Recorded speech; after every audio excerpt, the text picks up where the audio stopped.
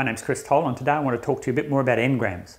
We're going to talk about engrams of the abdominals. And the first thing you need to know about that is that, like we talked about a smile and muscles automatically go into a pattern, well, you also have patterns for other things. For example, if you are feeling guilty, you'll tighten this muscle here. If you're feeling fearful, you'll tighten this muscle here. If you have anxiety for a female, so you're worried about someone female in your life, it's here, and someone male, it's there. So as we work across on someone, if we're releasing these muscles here, we can find out what's going on.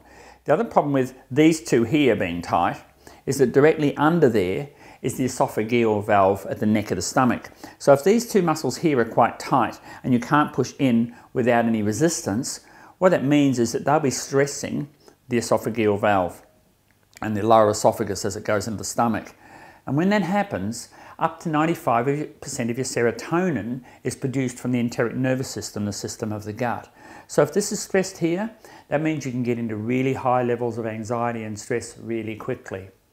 So that's the engram and the pattern. And then what we're going to do right now is show you how to use a Mustang magnetic massage tool to release that pattern. So when you take a Mustang, slip it on your hand, the tab at the back, slip that onto your hand, and then you can do this standing up, but I prefer to do it laying down. And one of the problems with this is that if these muscles get tight here like this, they can pull you forward. And your immediate compensation for that, again an engram working, is that you tighten down on the muscles of the back to pull yourself back up. But now I'm actually standing shorter and I'm crushing the intervertebral discs and crushing the spinal nerves in the lower back, and I'm blaming my back for feeling horrible. I'm not thinking that my stomach muscles may have caused that, and I'm standing short like this instead of standing tall like that. So we're going to release those so you can stand tall.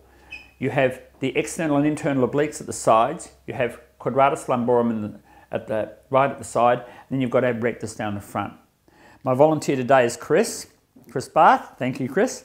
So what I want you to do now, Chris, is what we practiced before. I want you to breathe in, blow your tummy out like you're trying to look like pregnant. That's it. And we take that through and we pull that right through those muscles here.